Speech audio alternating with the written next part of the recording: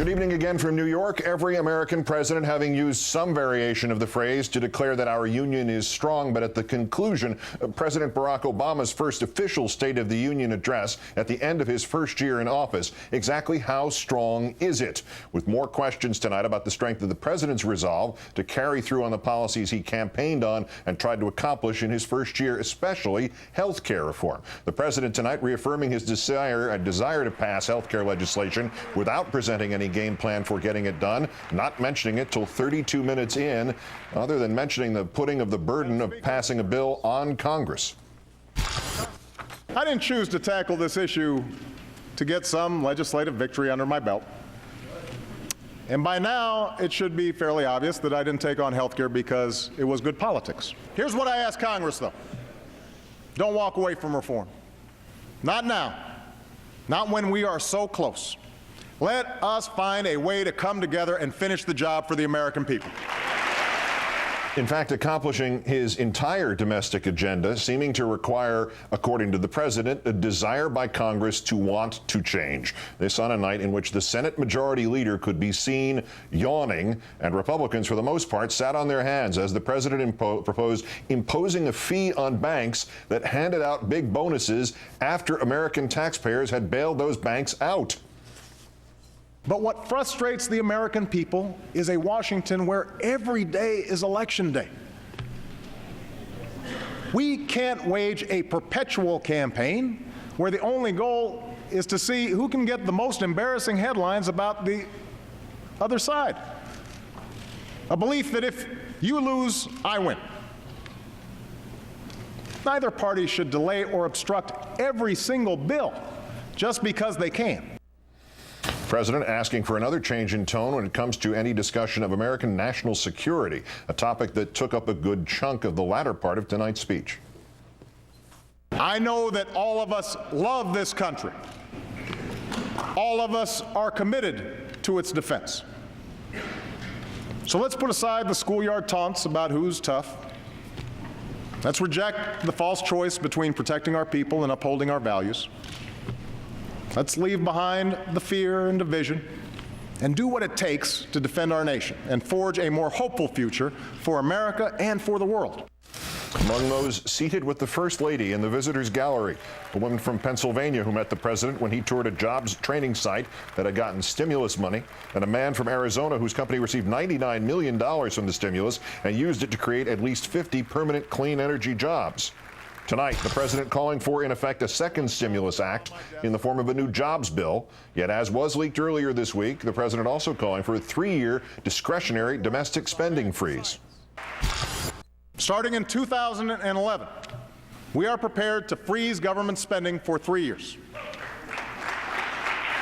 Spending related to our national security, Medicare, Medicaid, and Social Security will not be affected. But all other discretionary government programs will. Like any cash-strapped family, we will work within a budget to invest in what we need and sacrifice what we don't. And if I have to enforce this discipline by veto, I will. When the GOP scoffed about that taking place next year, the president ad-libbed, "That's how budgeting works." The man who delivered the Republican response, the brand new Virginia Governor Bob McDonnell, saying that the spending freeze is not big enough and big government itself is too big. The president's partial freeze announced tonight on discretionary spending is a laudable step, but a small one. The circumstances of our time demand that we reconsider and restore the proper limited role of government at every level. Joining us now live from Capitol Hill, David Axelrod, senior advisor to the President of the United States. David, good evening. Hey, Keith, how you doing? I characterized this earlier as the president versus big banks, big insurers, big unemployment, and essentially daring the Republicans not to join him. Would you accept that characterization? Yeah, and at the end of the day, it's the president on the side of making this economy work for working people, middle class people, people who want to be middle class, who've been going backwards even before this recession, who've been devastated by it. And that's something that's motivated him throughout. But you're absolutely right. One of the big questions is whether it's one thing to stand up and applaud at a State of the Union speech. speech. It's another thing to get off the sidelines and actually participate in solving the problems of this country. That's the president's challenge to the Republican Party, and one hopes they'll do it. I think, Keith, everybody out there is desperate for a little less politics and a little bit more action here in this town. We've done a lot on our own. Now they're bragging that they've got the 41st vote in the Senate and that they can stop anything. What the president said tonight is fine. Now you have a responsibility for governing, and if you want to turn these initiatives down, then you're going to have to answer to the American people. Did you see anything hopeful in that? Rachel Maddow was commenting that although she's not a big believer in body language, it did seem that as this speech went on, the Republicans, whether by choice or by realization that they were no longer reacting to essentially being in favor of longer life and more money for everybody, began to loosen up a little bit and seemed to join in on some of them, at least the more obvious points. Was there something, never mind political, but genuinely hopeful in that to you? You know, I'd like to believe that there is an element in everyone who runs for public office, an element of patriotism, an element of public spiritedness that says, you know what, we're all here to get a job done. And a lot of what the president talked about shouldn't really be matters for dispute. You know, I heard Governor McDonald say in his speech that, you know, we Republicans have solutions on health care. We want to allow insurance companies to sell insurance across state lines. Well, you know what? That's in the Democratic bill. Apparently he wasn't told that, but perhaps if he knows that that's in the bill, he'd be more supportive of it. So, I don't know what to, I mean, it is my hope that we can find some cooperation in this year to get some of things done for the American people. We got big problems, but, we'll have to wait and see. What is your assessment of the president's success at, for want of a better term, getting the audience back to whatever degree he did not have them in the last few weeks or months? Did you think this succeeded, and to what degree was that a goal? Well, look, the State of the Union is a great opportunity and an unparalleled opportunity for any president to speak to the country, to talk about where we've been and where we're going.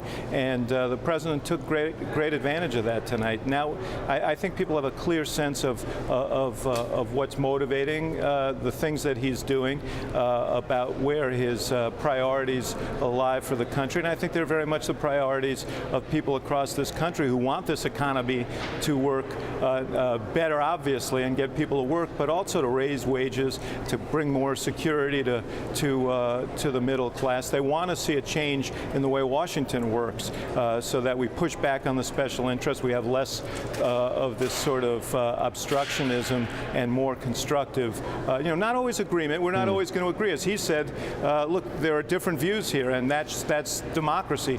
But what we shouldn't have is one party taking the position that somehow if we stop everything, or if we get off on the sidelines and things fail, if the country fails, that's a victory for them. That's not what the American people want. Last question, David. Did you feel any regret? Do you know if the president felt any regret that it was in 32 minutes before the term health care reform was included in this speech, when it was such a focus of his previous address to the well, the previous address he made was specifically on the health care issue, Keith. This was a State of the Union speech. Understand that health care is one of those forces that are pressing down on middle-class people and pressing down on our economy. And what the president did tonight was talk about all those things, whether it's jobs or education, training, and health care. Retirement security, all the things that are factors in how we build a better life for people in this country and how we get this economy moving again. And I don't think anybody could have seen that speech and left thinking, boy, he's moving away from that issue. It was a priority for him. As he said, there was no great political capital in going out, no great political prize in going after it. This is something that's thwarted 7 presidents, so we knew that it would be hard, but he felt it was important for the American people and important for our future. He still does, and he's going to keep trying to get that extra yard. David Axelrod, the White House senior advisor. Great thanks as always for your time, sir. Thank you. Good Thanks. night. Good to be with you. My pleasure. Time now to turn to Howard Fineman, senior Washington correspondent for Newsweek and political analyst for MSNBC. And good evening again, Howard. Hi, Keith. Not to fixate solely on healthcare on this, but clearly healthcare, were she a singer, went from soloist to chorus tonight. No way to look at it otherwise, is there? Yeah, and as a matter of fact, the president said, hey, if you got a better idea, let me hear it. Now, that was a rhetorical device, but even joking about reopening negotiations on the whole thing probably made supporters of healthcare nervous. Now, look, I know I've been admonished by the President of the United States not to indulge in sound bites because I'm a TV pundit, but I'm going to now indulge in one. If presidential leadership were only about giving speeches, the jackhammers would already be at work on Mount Rushmore. I thought the guy dominated the room, used humor, occupied the middle ground. It was both theatrically very good, playing in the hall much better than it read on the page, tactically quite smart. Keith, this was one of the most conservative speeches that, leaving aside the fact that some of the Bush tax cuts will lapse and some of the other features in there, by and large, talking about tax cuts, stressing tax cuts, talking about spending freezes, talking about the virtues of the economy, the free enterprise and the economy. In many, many ways, this is one of the most conservative speeches that a Democratic president has given since, I think, the middle of Bill Clinton's time. And it was tactically quite smart on the president's part, and in his tone, which was all sweet reasonableness, designed, as Rachel said, to force the Republicans to stand up as they eventually did. I thought it was very, very well done. It really left the Republican governor of Virginia very little to say. Well, he didn't have much to say to begin with. In point of fact, first off, I want to observe this is the problem with political pundits. I thought he was talking about me. You thought he was talking about you, and I'm sure Chris thought he was talking. I thought, everybody. It's like, oh, he just mentioned me in the speech. He did mention something, and it got less. It was a 10-second item, and it was the only. It then turned out to be the only substantive thing in Mr. McDonnell's response. It was the prospect of offshore drilling, which the governor really emphasized as if he didn't even notice that the president opened the door to offshore drilling. That's how this is a bipartisan request. We need to rework the response process so that the fellow giving the response, whether it's a Democratic president or a Republican one or some other party in the next century, that the guy giving the response has actually listened to the speech. Well, this is not by accident. The people in the White House politically are not dumb. They knew that McDonnell had won in Virginia. They knew these other Republicans are winning. I think, in a way, President Obama tonight tried to take off the table and by getting Republicans to stand up or making the governor of Virginia's remarks irrelevant. Most of the things in the middle of the spectrum. And also the tone of it was carefully, slightly apologetic. I screwed up some things. I can do better. He said, I thought it was overall, the tone of it was remarkably reasonable and commanding, and I think will do a lot to restore at least the sense that the guy, has the game in hand. Now, it's a big difference, as Rachel was saying and Chris was saying, between saying all that and tactically occupying the ground rhetorically and actually forcing the Republicans and some Democrats to vote for some of these things. Barack Obama desperately needs a legislative victory of some kind. I know he was waving his hand away about that, but he hasn't won anything in a long time, and he really needs to win something off of this really good speech. Howard Fineman of Newsweek and MSNBC, and to expand on what you just said, in fact, he said, I take my share of the blame about the healthcare situation. So we were talking beforehand about the difference between healthcare, between blame and responsibility. He went with blame. Great, thanks, Howard. Thank you, Keith. How did congressional Democrats in the House chamber react to the president's message tonight? We'll find out some of that from Congressman Anthony Weiner. Also getting an early read on the White House plan to jumpstart the economy. That and the latest headlines from the phone tampering scheme at the office of Senator Mary Landrieu in Louisiana.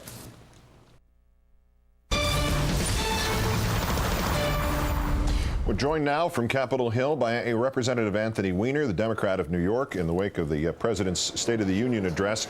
And Congressman, I'd like to play one part of this, which might be, for all the talk of don't ask, don't tell, and the limited talk about health care, jobs creation is the #1 focus of 2010. One thing that might be the headline for the average American watching. Here's the clip first. We've recovered most of the money we spent on the banks.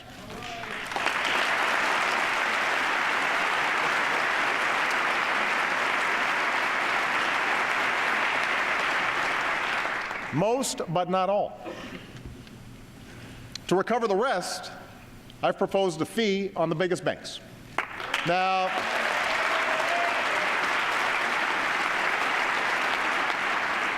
I know Wall Street isn't keen on this idea, but if these firms can afford to hand out big bonuses again, they can afford a modest fee to pay back the taxpayers who rescued them in their time of need. Congressman, one of the early themes of this speech seemed to me, Wall Street versus Main Street, with the president on the side of Main Street. Did he tap into something with the American public's point of view at the moment? Well, if one of the primary things the president needed to do in this speech is make it clear, that we get it, we understand the challenges that people are facing, we're trying to solve them, the president did that from the moment the speech began right throughout, and especially with that point. He made it very clear he could have come into the speech kind of, woe is me, we're in a kind of a tough situation, I'm sorry. Instead, he leaned in and made it very clear he's going to lead this agenda going forward, and those of us in Congress are very pleased to hear that. There was, at both ends of the spectrum, I thought, he went for a lot of bipartisanship and calls for an end to partisanship, and at the same time, he called out the GOP in the Senate for refusing to agree to anything. He called them essentially the party of no. He mocked those who laughed when he said that limited budget freeze wouldn't be till 2011 by saying that's how budgeting works. It was a neat hair to split, I thought, in that sense. Well, it was a great speech in that he made it clear what his values were and that he wasn't going to bend in the face of what has been persistent Republican opposition at just about every turn. And he also did it with a smile on his face, which I think drove a lot of my Republican colleagues a little crazy. He also reserved some jabs for an institution that deserves it, and that's the United States Senate.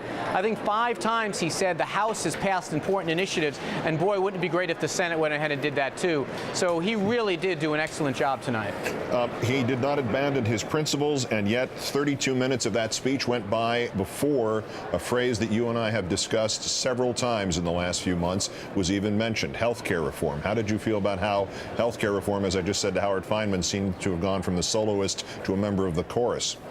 I am fine with it. Look, the most important thing is that we were at kind of a dividing point here. He had to decide whether he was going to say basically health care is dead or health care is still something he's going to fight for. He said he's going to fight for it. I take him at his word. Now, if this is the end of the conversation and he's not in there really trying to get this passed and making clear to the American people that we need things like the public option, closing the donut hole and the like, then obviously I'll be wrong. But he had a choice here, and he leaned forward into health care. I'm satisfied.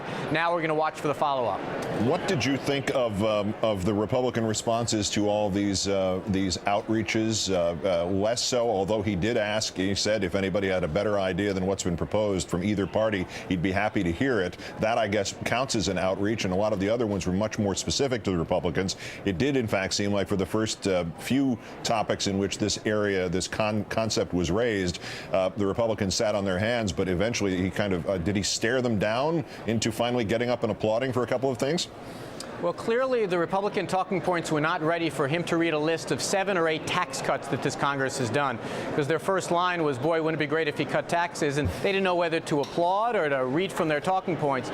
But the president did an artful job, I think, making it clear he doesn't want to have a partisan battle any more than necessary, but that he is going to fight for his values. Many of us have wanted to see the aspirational kind of ideal-driven candidate that we saw on the campaign trail become the president, that who's sometimes been too transactional. He showed to me tonight that he's going to get back to those ideals, and that's gratifying. We'll expand on that if you'd be good enough to stay with us through the commercial break. We'll continue with Congressman Wiener and also head inside the president's plan to boost the jobs in advance of the midterms. Will the proposals outlined tonight get that done? Continuing our special post-State of the Union address countdown, we're again continuing with Congressman Anthony Wiener, the Democrat of New York.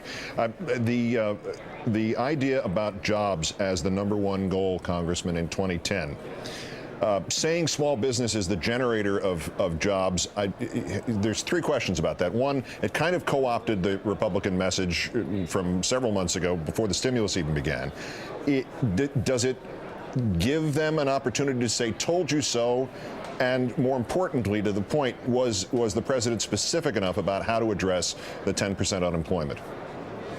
Look, I think that the least of the president's problems right now is the Republicans saying, "I told you so, we'll take your hand and we'll do a deal." Right now, the problem that we have here in Washington is that the Republicans, to a man and woman, are saying we want no successes for the president whatsoever, which means they're not at the table for any discussions.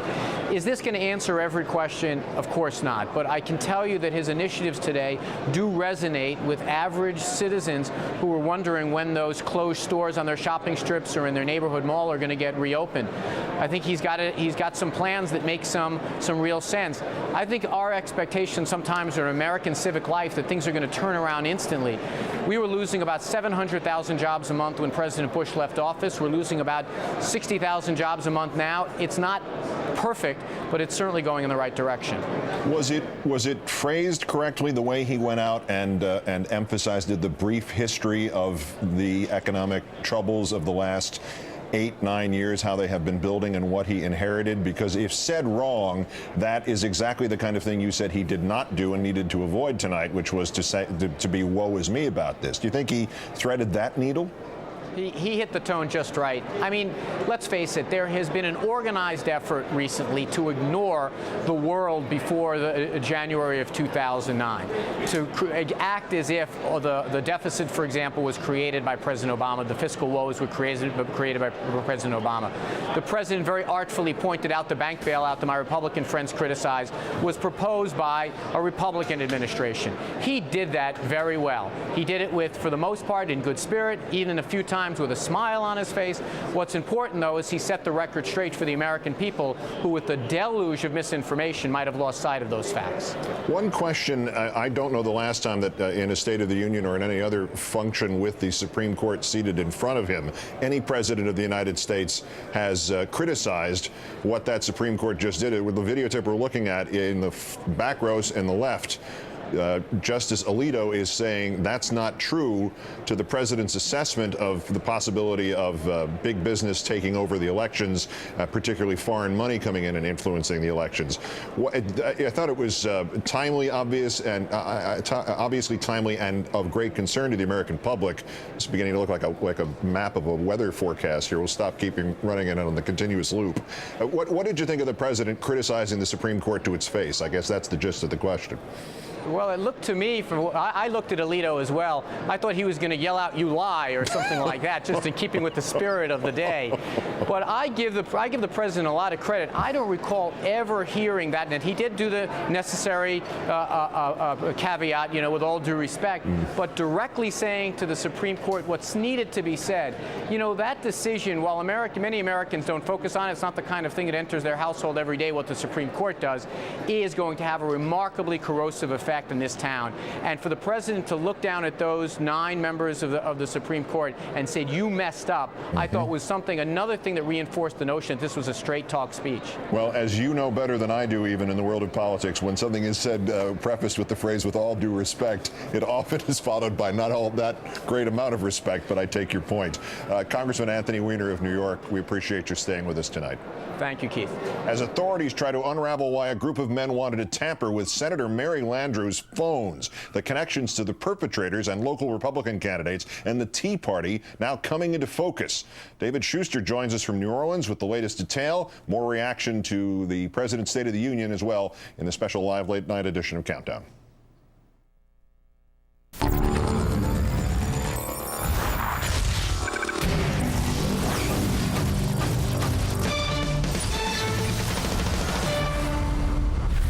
NBC News has learned the federal government does not believe that the 4 men charged with infiltrating the office of U.S. Senator Mary Landrieu, the Democrat of Louisiana, in order to tamper with her phones, were attempting to wiretap her. Instead, a law enforcement official tells NBC News the defendants believed that Senator Landrieu's office was unresponsive to calls about health care reform.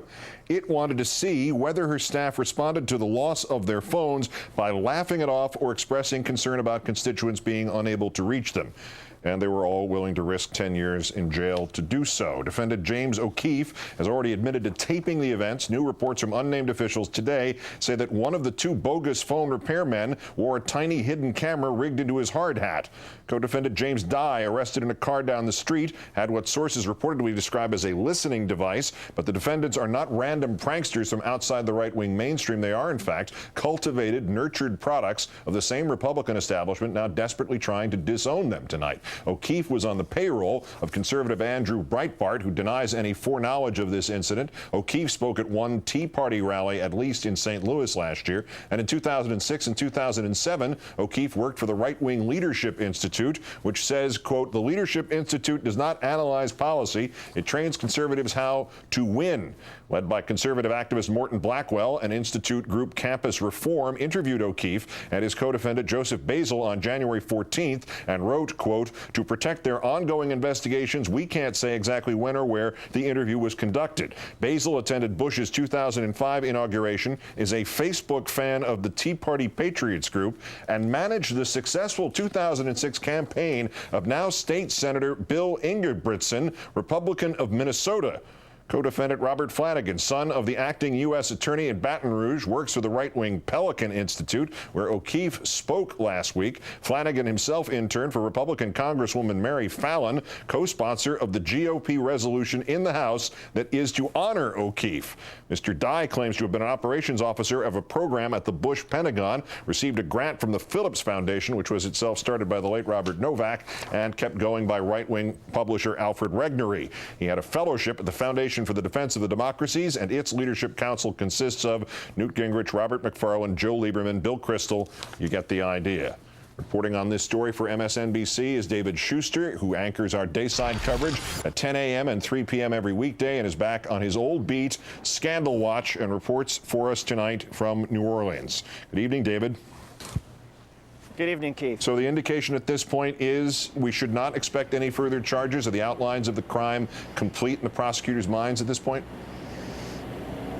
To an extent, Keith. I mean, there is a grand jury that's available to these prosecutors, and there's always the potential for a superseding indictment, especially if, in fact, they determine that, say, James O'Keefe was the ringleader and essentially gave an incentive, perhaps a financial incentive, for these others to help him.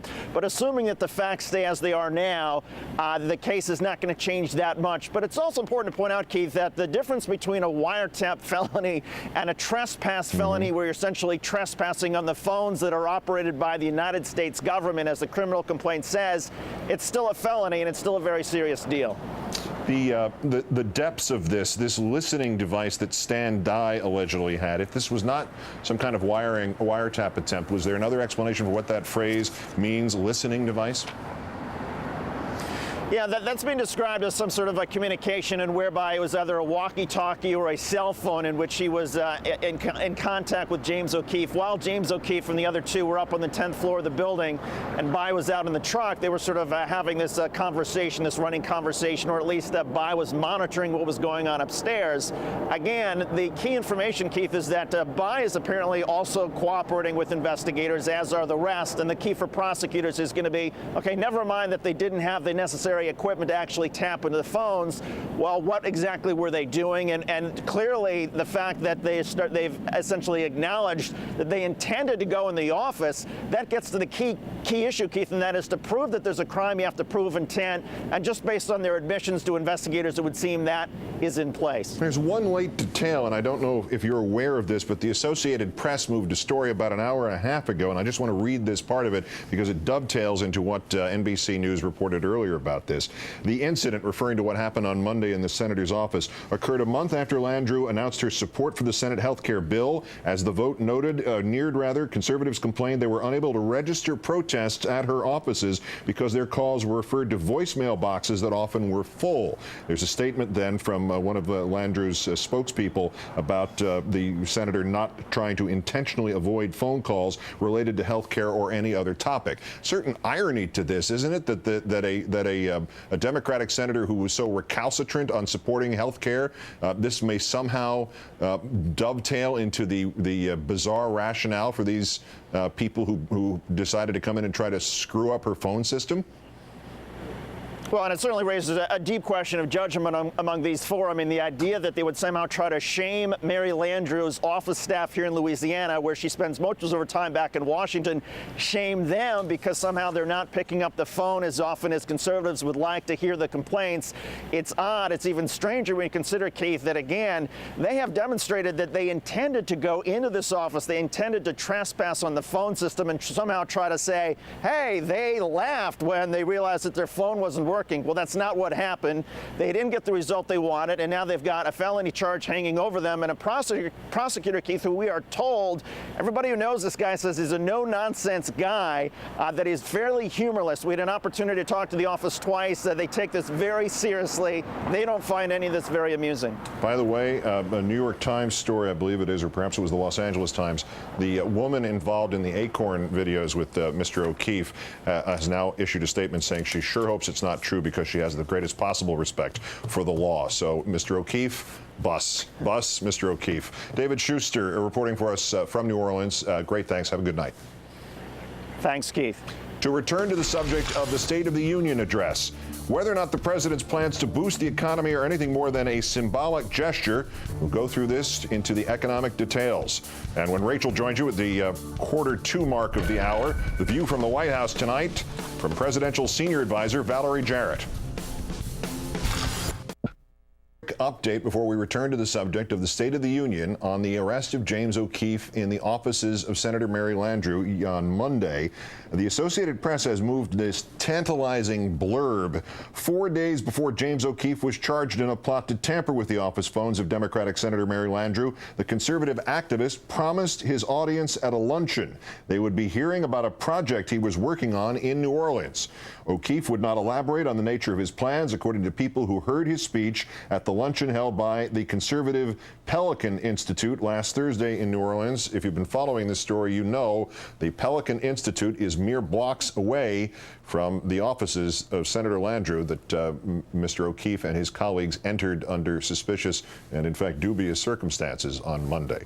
To return to the subject of the State of the Union, the biggest headline in the night could easily be, for the average person at home, the subject of either the bank tax or, if you'd want to broaden that out a little bit more, what the president said this evening about his administration's commitment to reducing unemployment and starting long-term new jobs. Here's what the president said. I realize that for every success story, there are other stories of men and women who wake up with the anguish of not knowing where their next paycheck will come from, who send out resumes week after week and hear nothing in response. That is why jobs must be our #1 focus in 2010, and that's why I'm calling for a new jobs bill tonight. Joining us now from Austin, Texas, economist James Galbraith of the University of Texas, son of the legendary economist John Kenneth Galbraith. We thank you for your time tonight, sir. Good evening.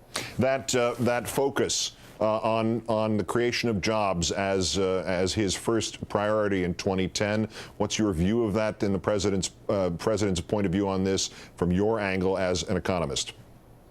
I think it's a very significant change. The State of the Union sets tone and priorities, and what the president did tonight was to say that unemployment and job creation, a jobs program, is the #1 priority for his administration going forward. The other thing that he did, which I thought was very interesting, was that he laid out the elements of a coherent program in the correct order. The first thing was to get a jobs bill that would go to work immediately and particularly focused on small business. The second thing was financial reform. Then he turned to investment, which will create jobs on a longer time frame. He folded transportation, green jobs, and education into that. At that point, he came to health care and said, yes, I'm still committed to this. You've got to do it. But I think I quite properly did not stake his entire administration on success or failure. And then finally, after that, about 50 minutes into the speech, he made some references to the deficit, to the situation that came in that pertained when he took office, and to his plans for a year or so from now. But the immediate priority is jobs. That, to me, sets a very significant new tone for the year ahead. As then an economic policy document, how would you grade this? I was very impressed because the problem with the administration's initial approach to the economy was an excessively optimistic belief that the Recovery Act, the stimulus package, would basically take care of things and that we would be able to move on by now. It now seems clear that they understand that's not the case. We have a long-term economic problem. We need to set a strategic direction and to stick with it over a period of years to get this problem under control. That, to me, is very, very encouraging. I think the American people have understood that to be the case, and he will connect with the American people by laying that program before him. Now, what the Congress will do, of course, is another matter, but that's you know, he can only get the ball rolling at this point, and I think he did that tonight. If, in your opinion, overall tone was good and the specifics were strong and the sequence in which they were placed, the priorities were placed in the correct order from your assessment, do you have any idea why, of all the things that would come out in advance, 2 days in advance of this speech, about the economic content, he would mention this really kind of more symbolic than anything else and not taking effect until next year, partial freeze on some, a fairly small range of expenditures in the domestic budgeting for 2011. Why, of all things, would they let that out when there was so much else that seemed to resonate better economically? Well, I would make the shrewd guess that it might have been in order to deflect the Senate from enacting a statutory commission that would have fast-tracked cuts in Social Security and Medicare. And they achieved that. So this thing now fits back in its proper place in a larger economic program, and it takes on, I think, a very different hue in light of the fact that the Senate didn't go forward with Conrad Gregg, and the president tonight said, well, I'm going to do something by executive order, but an advisory commission does not have the same power to coerce the Congress that the legislative statutory commission would have had. Wow, a fascinating observation. James Galbraith, economist at the University of Texas. Great thanks for that and for your time tonight, sir. Pleasure.